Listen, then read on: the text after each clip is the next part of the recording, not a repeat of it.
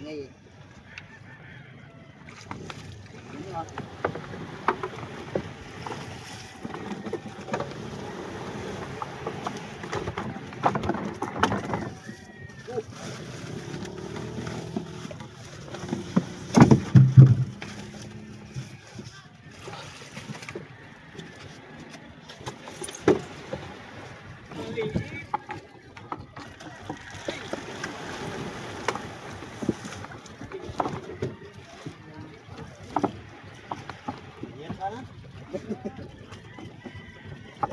Wala bumira yan.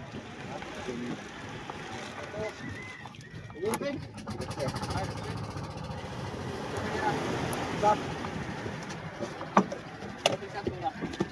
Donut surface.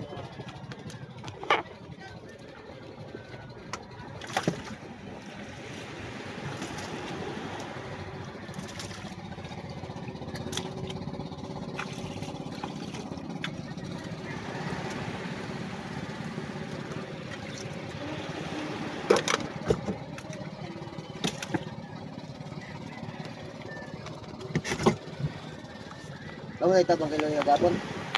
Kamu rin tabang kilo yung gabon. Sakit na daw yung kamot ay. Paano mo nalaman? Kasi hindi ko nalaman. Umagayin daw eh. Patay na. Kala ko pusit na naman nagkupkop. Ay, tansya, katusan. Tansya, katusan. Saan? Ito kilo eh. Ako, asa nga ba yan? Palpak mo ni siya oh.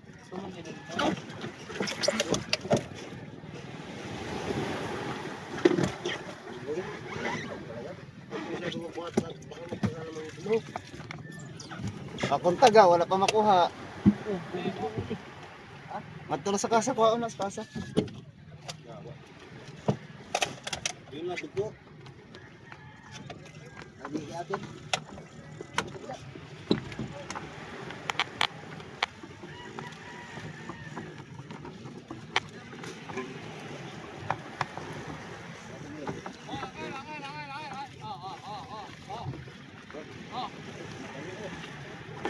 Okay. Matayin mo, galit mo pa yan. Wow, tangan.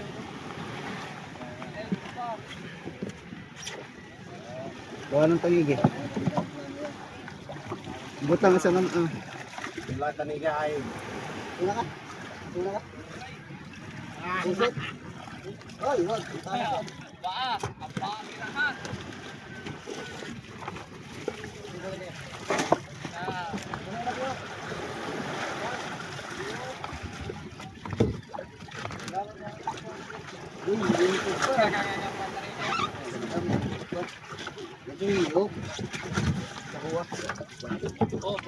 Oh, butot na.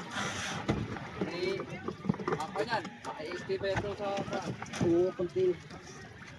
May butot kaya. Oo.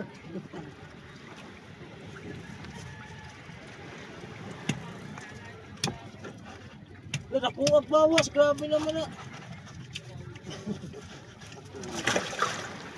Hindi kaya itong bawasan lang ito. Oo, bangit. Ulam, tayo pang ulam, tubig.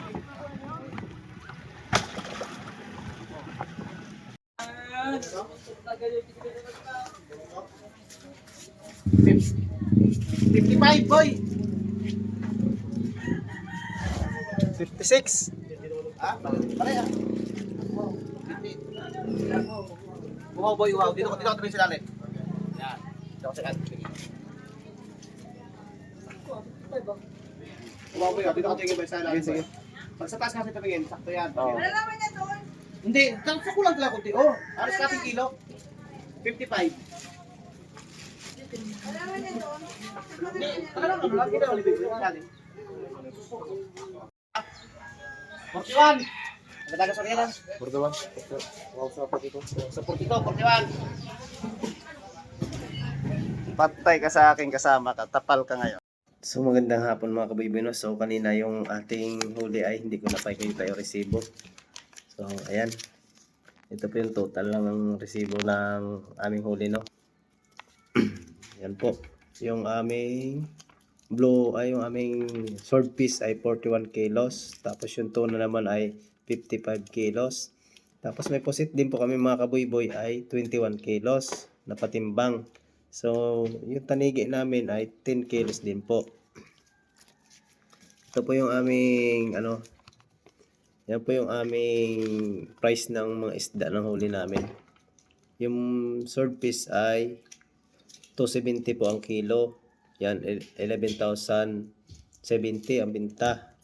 Tapos, yan pong tuna, 55 times 280, kaya 15,400. Tapos, yung pusit naman po, ay yung tanigi, 10 kilos times 300, 3,000 po ang binta.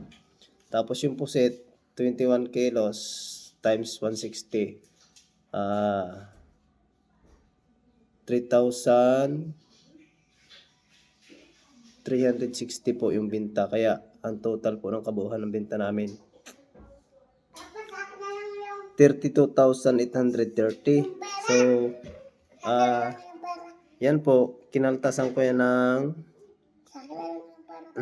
kinaltasan ko ng starting namin na 3,1.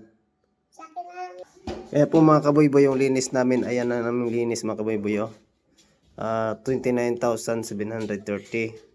Tapos i-divide 3 po. I-divide 3 ko po yan mga kabuyboy, divide 3. Kasi para doon sa party ng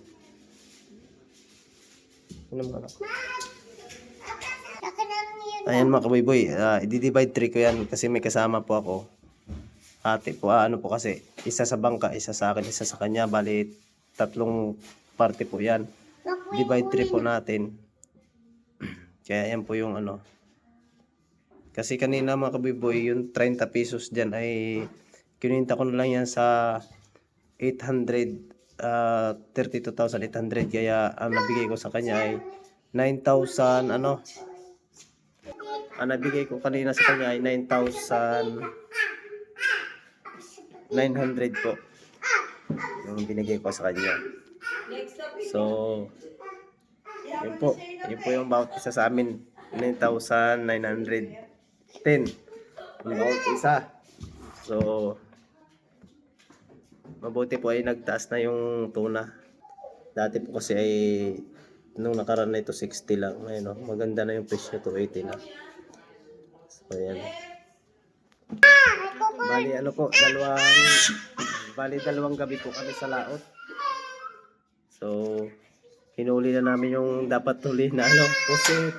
May nahuli rin kami tanigi. Tapos tuna at swordfish. Kaya ito na po yung kaparte ko mga kabuyboy. Ayan, 19,820.